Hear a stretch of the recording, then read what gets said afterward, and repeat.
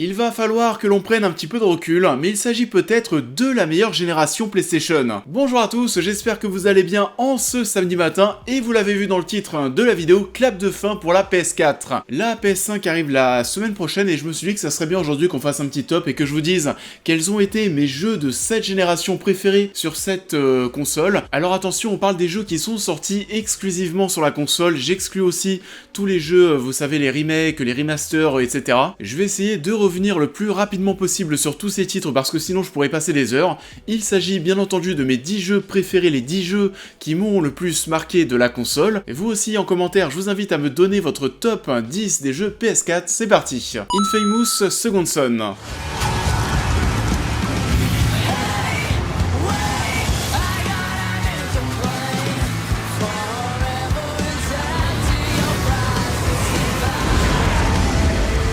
Infamous Second Son, ça a été un des tout premiers jeux exclusifs à la console qui est sorti en tout début de génération. C'était le troisième opus de cette licence qui avait débuté sur la génération précédente, et le moins que l'on puisse dire, c'est que la next-gen, on l'a ressenté. C'est un jeu qui était d'un point de vue technique et visuellement bien au-dessus de ce qu'on avait eu auparavant, sur lequel je me suis vraiment éclaté, même si on n'avait pas affaire à l'histoire la plus folle, au héros le plus charismatique du monde. D'ailleurs, Delsin que l'on incarnait avait vraiment un petit air d'Andrew Garfield dans Peter Parker. Et la petite ironie, ça a bien sûr pas été fait au hasard je pense, Donald Renew doublait Delsin qui était lui aussi le doubleur d'Andrew Garfield dans les Spider-Man. Il n'en reste que c'est vraiment un titre sur lequel je me suis éclaté, qui était assez jouissif et que j'avais complété à 100% tellement je m'étais amusé. Ghost of Tsushima.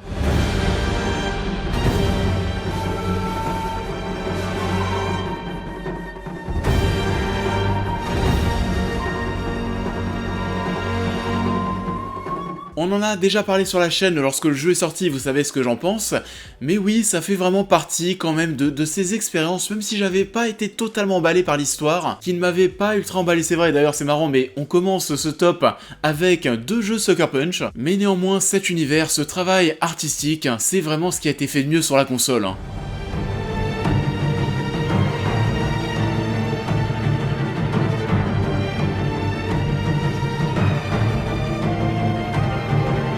Sous ces faux airs d'Assassin's Creed, oui, c'est un univers qui m'a transporté, j'avais aussi adoré le système de combat qui était vraiment très bon et très classe, et on devrait retourner un jour sur Tsushima parce que le jeu a réalisé un excellent démarrage en termes de vente. Reste plus qu'à savoir si prochainement Ubisoft va proposer un assassin aussi au Japon. En tout cas, ce qui est sûr, c'est qu'il y aura de la concurrence. Bloodborne.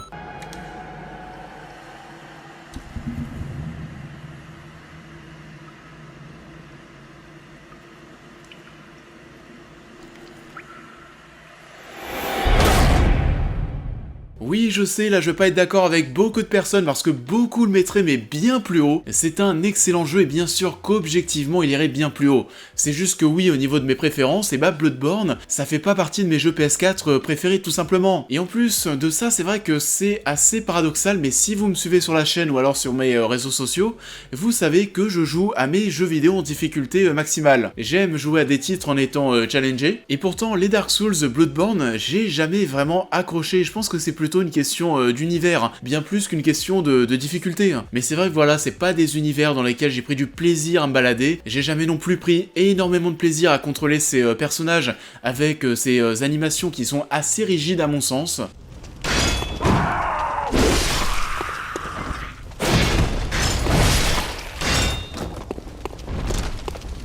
Enfin voilà, désolé pour beaucoup, mais c'est très personnel. The Last Guardian.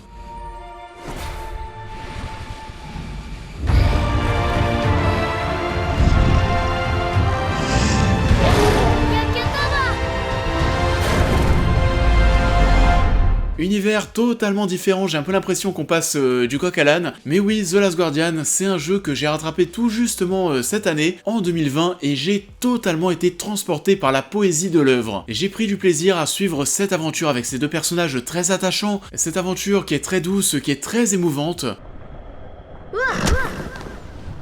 On notera aussi bien sûr de nombreux soucis qu'il faut quand même pointer du doigt en termes d'user experience. La communication entre les deux personnages était parfois difficile. C'était la merde de temps en temps pour se faire comprendre et donner ses indications à Trico, et oui, forcément en termes d'expérience joueur, c'était pas très optimal. Mais qu'à cela ne tienne, l'univers était si fabuleux que forcément j'en garde un excellent souvenir.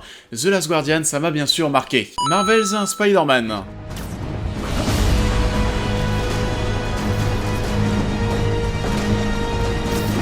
Là aussi je vais peut-être me faire 2-3 petits ennemis parce que je sais que ce Spider-Man, il a été adoré par beaucoup de personnes. C'est bien sûr un jeu qui est ultra jouissif au niveau de ses déplacements dans la ville, ça je pense qu'on est tous d'accord. C'est tout simplement et clairement le meilleur jeu Spider-Man auquel on a eu le droit de jouer à date. Maintenant, à part ça, alors oui, les combats aussi étaient très cool, mais sinon tout le reste, ça restait quand même assez classique. Il y avait des phases dont celle d'infiltration qui a été quand même beaucoup moins inspirée. Alexei, find all who hide.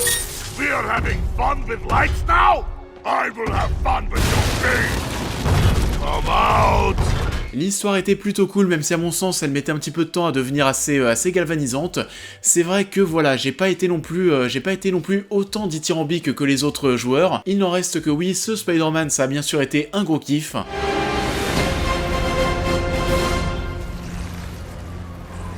Et comme par hasard ce matin, qu'est-ce que j'ai reçu? Spider-Man Miles Morales sur PS5, et autant vous dire que j'ai très hâte de me poser sur le jeu.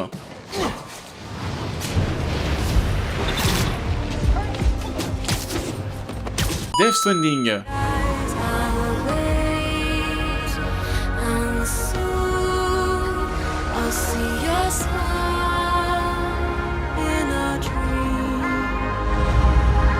Alors celui-ci, c'est vrai qu'il avait beaucoup divisé, on en a parlé sur la chaîne, beaucoup l'ont considéré comme un simple jeu de facteurs. La vérité, c'est que moi, cet univers, il m'a aussi totalement transporté. Nous voudrions que vous partiez vers l'ouest pour terminer ce qu'Amélie a commencé. Les personnes qu'elle a laissées en cours de route font tout ce qu'elles peuvent pour mettre en place des terminaux pour le réseau. Et le moins que l'on puisse dire, c'est que Kojima, ses équipes, mais aussi PlayStation, ont vraiment eu des coronesses de mettre autant d'argent, autant d'investissement dans ce projet qui n'est pas vraiment populaire. On avait eu le droit à un gameplay qui était vraiment novateur, qui était différent de tout ce qu'on avait eu jusqu'à présent. Le joueur allait ressentir du challenge, mais d'une manière différente. Et visuellement, c'était aussi somptueux, j'ai pris du plaisir de même à retrouver tous ces grands noms, tous ces acteurs et réalisateurs aussi avec Del Toro, toutes ces personnes dans un seul et même titre.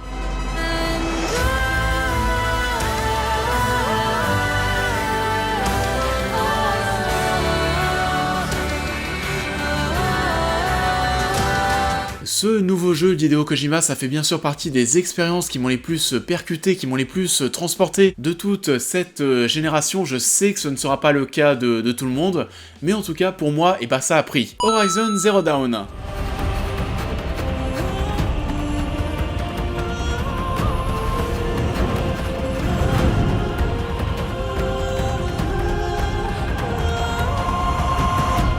Si je devais vous faire un top des jeux qui m'ont les plus surpris dans ma vie, je pense qu'Horizon serait, oui, très bien placé. Pour tout vous dire et vous expliquer ce qui se cache derrière cette phrase, je fais partie des gens qui sont, assez fans des Killzone. Je pense qu'on n'est pas beaucoup, mais en tout cas, lorsque le projet a été annoncé, lorsque j'ai su que Guerrilla planchait sur ce type de projet, j'avais pas été emballé. J'avais bien plus envie de les voir à l'époque partir sur un nouveau Killzone qui allait pouvoir utiliser toutes les performances possibles de la PS4, et quelle erreur, parce que putain, Horizon, c'était magnifique.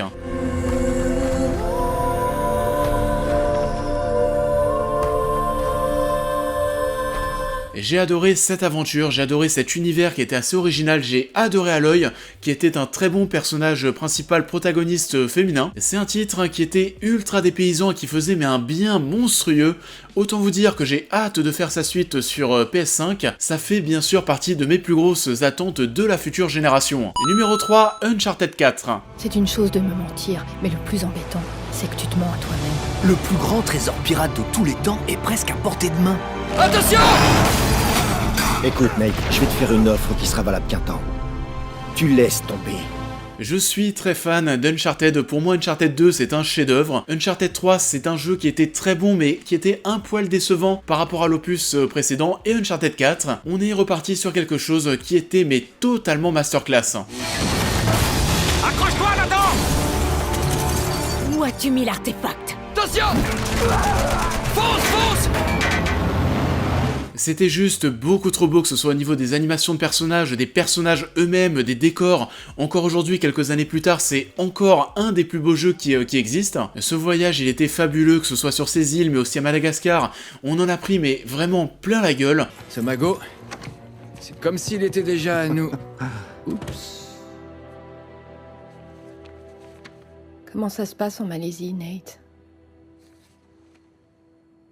T'aurais pas un peu dévié de ta route? C'est le final, parfait qu'il fallait pour l'arc narratif des aventures de Nathan Drake. Une nouvelle fois, l'émotion était plus que présente avec cette fin de jeu. Est-ce qu'il y aura de nouveaux Uncharted à l'avenir? Je pense que oui. Avec Nathan Drake, je ne pense pas, je pense qu'on va passer à autre chose. Je pense pas aussi que ça sera Naughty Dog qui sera au développement. Mais une chose qui est sûre, c'est que cette saga est devenue légende dans le secteur du jeu vidéo, qu'elle s'est conclue de la plus belle des manières. Et on peut remercier Naughty Dog parce que tout ça, ce sera bien sûr éternel.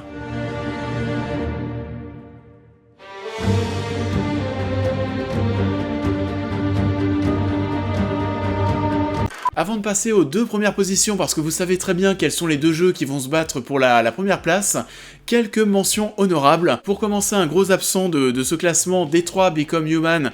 On pourrait aussi noter Until Dawn, qui sont tous les deux des jeux très narratifs. La raison elle est simple et c'est aussi très subjectif, mais c'est vrai que c'est pas des jeux sur lesquels je m'éclate énormément, donc ils ne font pas partie de ce top 10.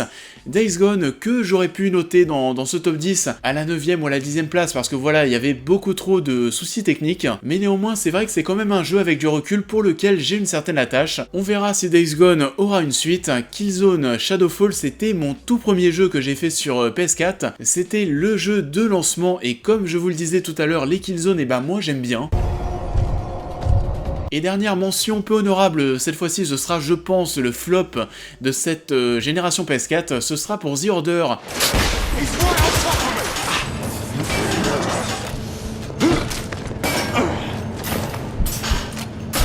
Enfin voilà, c'était un TPS, tout ce qu'il y a de plus basique. La promo du jeu pourtant était totalement folle, mais c'est surtout voilà pour ça que ça a fortement déçu. Et on va reprendre dès à présent le classement, et ça a été très dur de les départager, mais seconde place pour The Last of Us 2. There's a cost.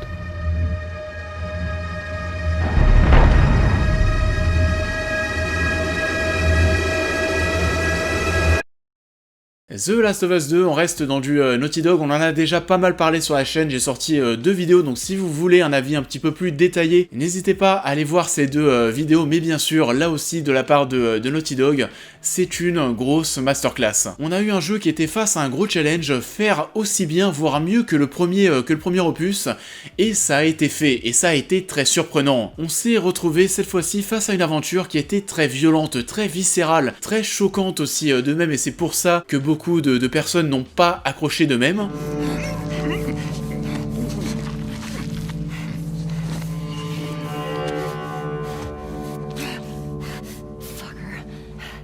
Et c'est un jeu qui a eu des coronesses, qui n'a pas hésité à bousculer le joueur en nous proposant une aventure qui n'allait mais pas du tout tourner autour de Joel et Ellie. Et ça, j'ai trouvé ça plutôt cool parce que ça nous permettait de voir que The Last of Us, c'était plus que ces 2 personnages et qu'il y avait plein d'autres choses à aller découvrir tout simplement. Ça se joue dans un mouchoir de poche pour la première place, et ce qui a fait la différence, comme je vous le disais dans mes 2 vidéos qui sont sorties sur la chaîne, c'est que la première partie de jeu avec Ellie fait très The Last of Us 1.5 au contraire de la deuxième partie de jeu, ou alors là, le The Last of Us partie 2, on le ressent. On va le ressentir au niveau des nouveaux personnages, au niveau des décors qui vont vraiment changer. On commence à voir petit à petit où est-ce que Naughty Dog voulait nous envoyer, et ce que l'on pensait au tout début du jeu ne sera pas ce que l'on pense à la fin. C'est un jeu qui est très surprenant et qui nous a tous marqués.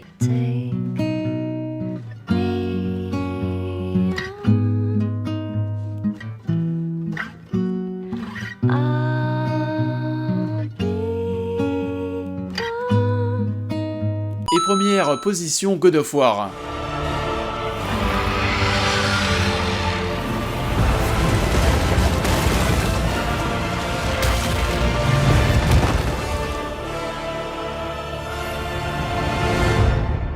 Quelle claque technique et artistique magistrale, il y a juste pas d'autres mots. God of War, tout comme The Last of Us Partie 2, ça fait bien sûr partie du top de la génération dernière, et ça, tout support, toute console confondue. Et d'ailleurs, God of War commence même à recevoir des titres de jeux de la génération, et c'est, à vrai dire, ouais, bah, totalement mérité.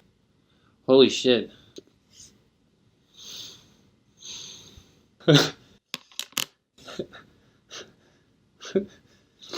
'93, '94. Metacritic. It changed when I C'est un reboot qui a fait du bien à la licence, qui a fait du bien à Kratos. On a pris du plaisir à redécouvrir cet univers au niveau de son gameplay, au niveau de ses décors, où cette fois-ci on n'était plus dans cette mythologie grecque. C'est un jeu, une aventure qui était à la fois splendide, qui était émouvant, qui était impressionnant avec tout ce travail, cette histoire racontée en plan séquence, avec tout ce qui se passe à l'image. Ça bouge dans tous les sens. Proposer ce jeu de cette façon, c'est un truc de malade.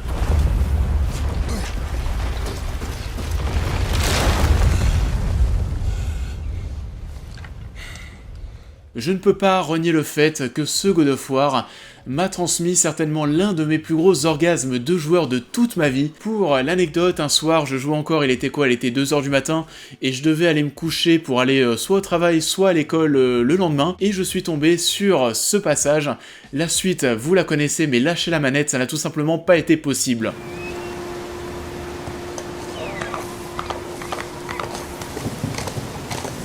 Oui, ça a certainement été mon plus gros orgasme nostalgique. Je n'ai pas du tout été me coucher ensuite, je pense qu'à 5h du matin j'étais encore devant la console, et c'est en toute logique que sa suite sur PS5 soit mon attente la plus forte de la nouvelle génération. Can you kill something that big?